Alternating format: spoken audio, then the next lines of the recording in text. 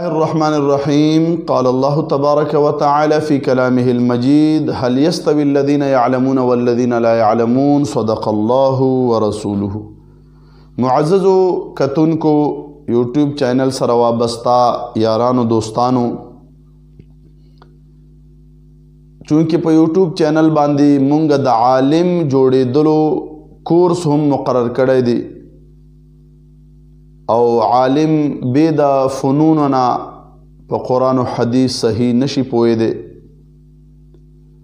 او نن درس کے تاسو کتل عقائد اسلام پا درس کی مادہ اشارہ درکڑا تاسو عقائد اسلام درس نن اگورے اہم درس تے اگے کہ ان اللہ علی کل شین قدیر قدرت صفت باری تعالی یو صفت قدرت اگے متعلق خبر وشوا چې څومره تصریحات د هغې متعلق شوي دي او مونږ ته څه بیانېږي، غلط ترجمانی د دې آیت کیږي.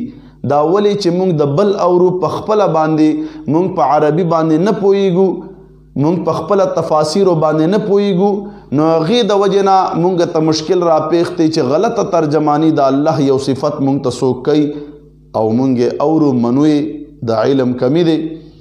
نو معزز سامعین کرامو، فنونو ډېر زیات ضرورت دی. نو مونږ علم الصرف چې اهم فن دی هغه مو شروع کړی دی.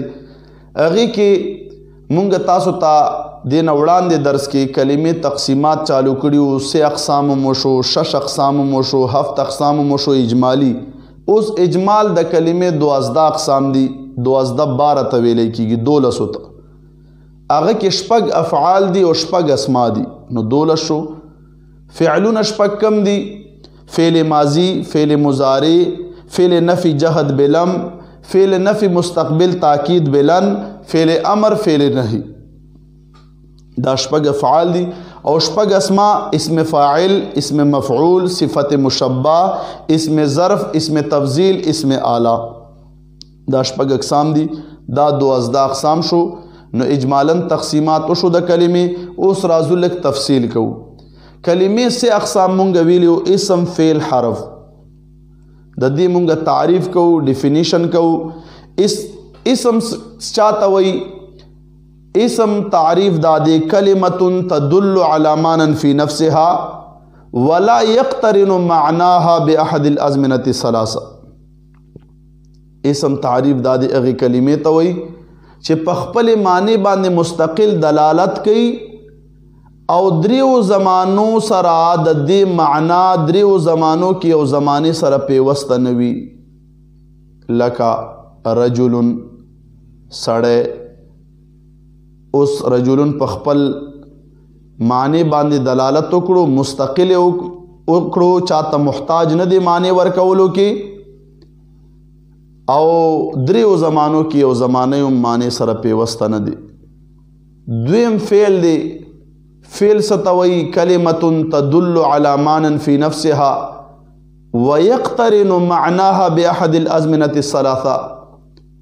فعل اغه کلمې توي چې په خپل معنی باندې مستقل دلالت کوي او دریو زمانو کې یو زمانه سره معنی د اغه پیوستوي، لکه ضرب، اوس نے مارا، اغه وهل وکړو په تیر شوی زمانه کې.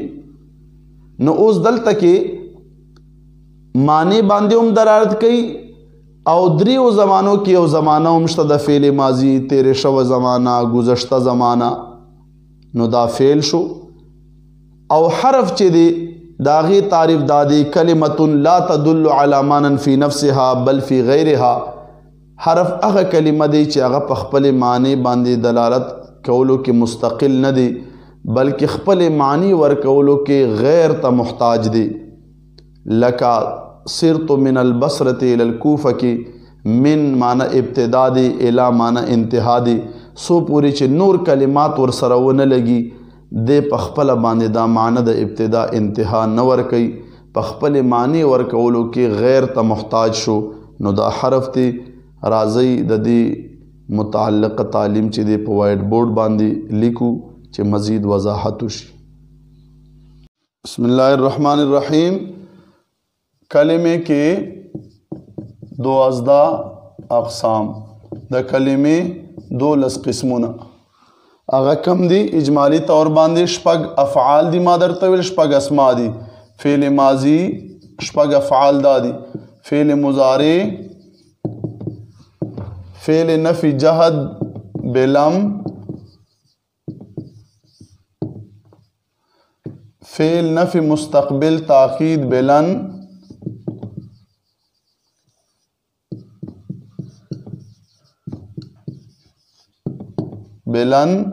فعل امر او فعل نهی دا شپږ افعال شو او شپږ اسماء اسم فاعل اسم مفعول صفت مشبہ اسم ظرف اسم تفضیل او اسم اعلی دا 12 اقسام دی دا اجمالاً شو تفصیل به انشاءاللہ بیا بیانو اس بدا کلمے سے اقساموں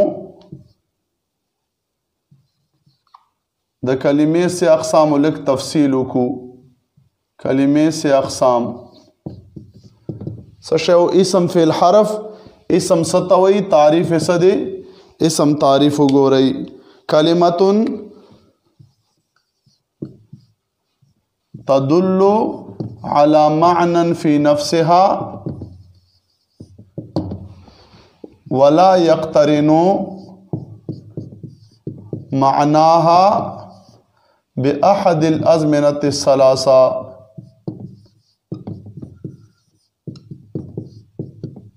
لکا مثال رجل سڑے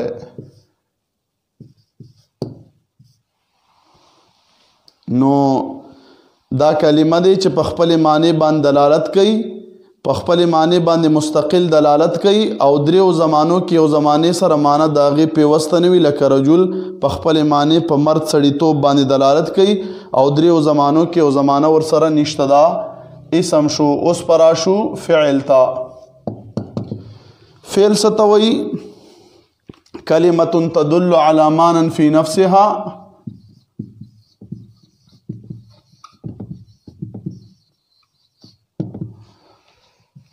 ويقترن الت ولا يقترن دلت صرف دادی چې ويقترن معناها بأحد الأزمنة الثلاثة لك ضربا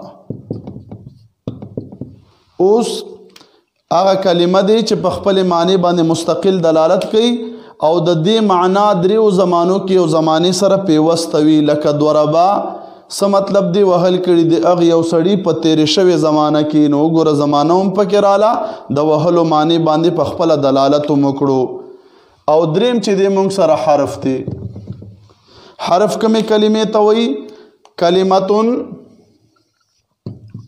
لا تدل على معنى في نفسها دې دواړو کې تدل په اسم او فعل کې او دلته لا تدل على معنى في نفسها